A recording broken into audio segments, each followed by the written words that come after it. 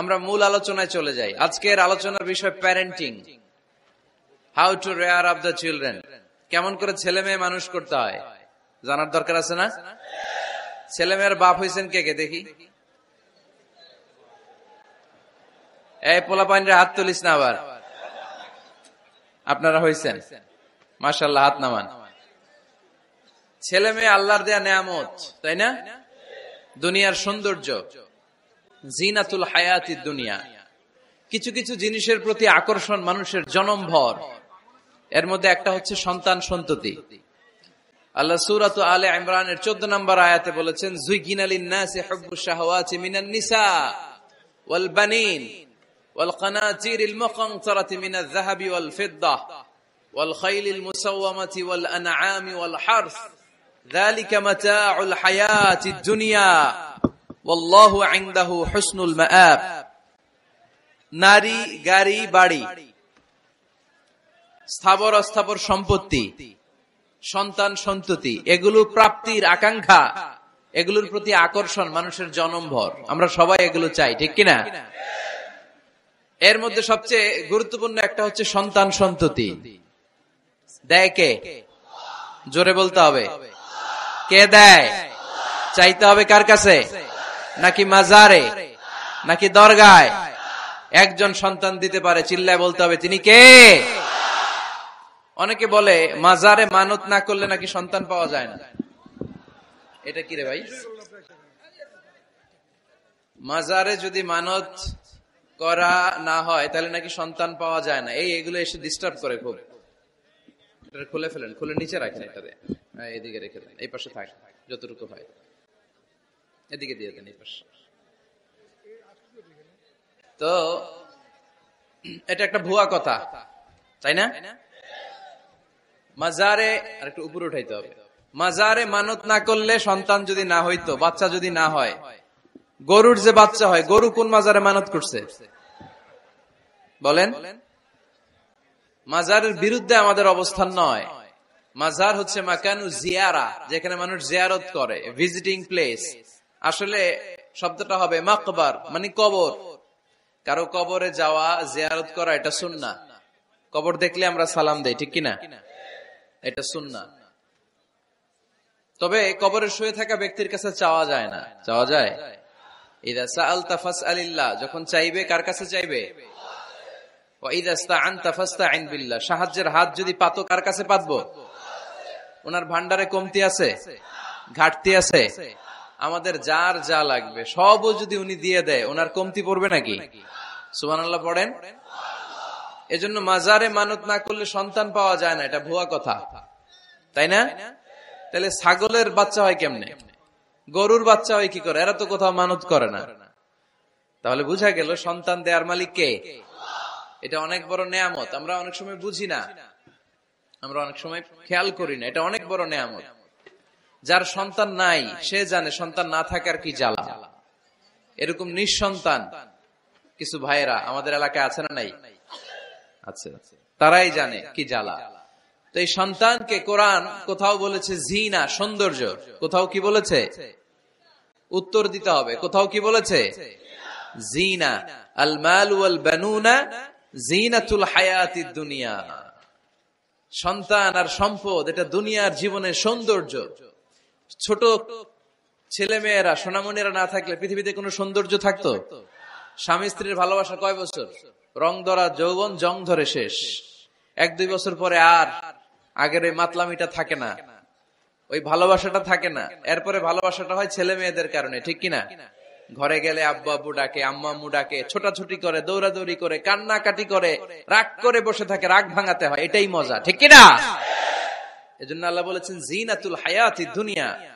ছেলে মেয়েরা, সন্তান সন্ততি হচ্ছে দুনিয়ার জীবনের সম্পদ, দুনিয়ার জীবনের সৌন্দর্য। এক আয়াতে বললেন জিনা, আবার আরেক আয়াতে বললেন ফিতনা।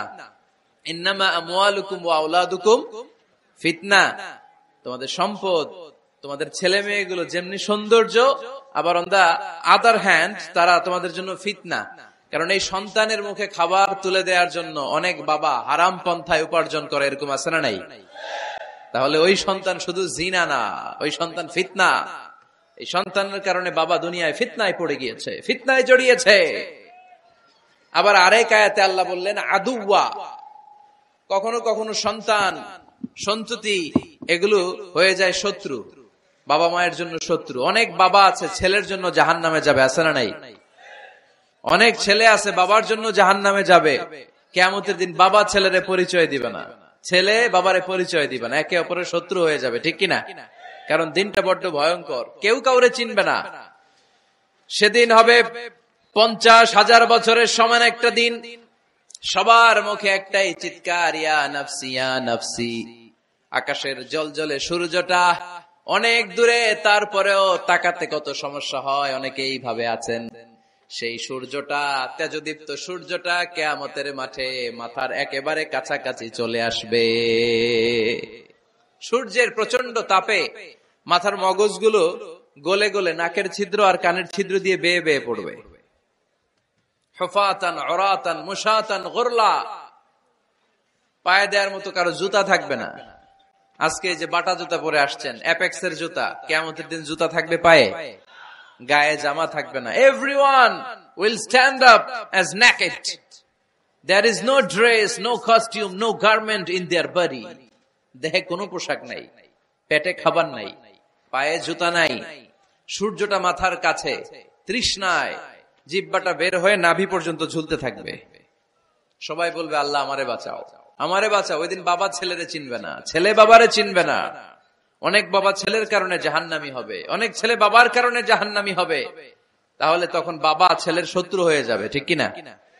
তাহলে কোরআন সাধারণত বলল কিছু কিছু জিনিসের প্রতি মানুষের আকাঙ্ক্ষা জনমভর, এর মধ্যে অন্যতম হলো সন্তান সন্ততি। এই সন্তান কখনো হয়ে যায় জিনা মানে সৌন্দর্য, আবার এই সন্তান কখনো হয়ে যায় ফিতনা মানে পরীক্ষা, আবার এই সন্তান কখনো হয়ে যায় আদুয়া মানে শত্রু, ঠিক কিনা? আমাদের সন্তানরা যেন আমাদের জন্য পরীক্ষাও না হয়, শত্রুও না হয়। আমাদের সন্তান যেন আমাদের চক্ষু শীতলের কারণ হয়, ঠিক কিনা? এজন্য আল্লাহ মুমিনদেরকে শিখিয়ে দিয়েছে, দোয়া করো, আল্লাহর কাছে চাও যে আল্লাহ আমাকে এমন সন্তান দেন, আমাকে এমন স্ত্রী দেন যাদের দিকে তাকালে আমার চোখ জুড়িয়ে যাবে।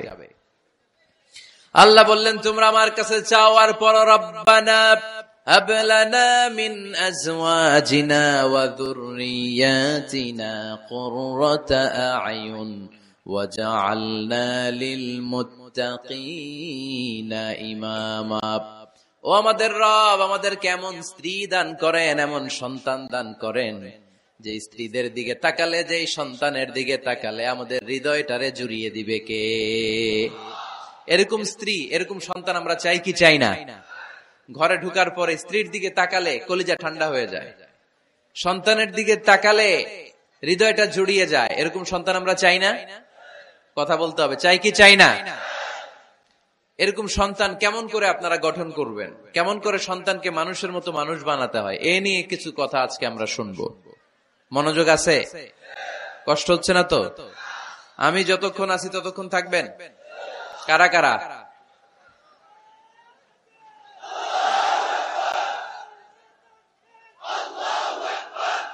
মাশাআল্লাহ, মাশাআল্লাহ। তাহলে থাকেন আমার সাথে, বসেন, কথা বলি কিছু। আসলে এগুলো খুব জরুরি ওয়াজ।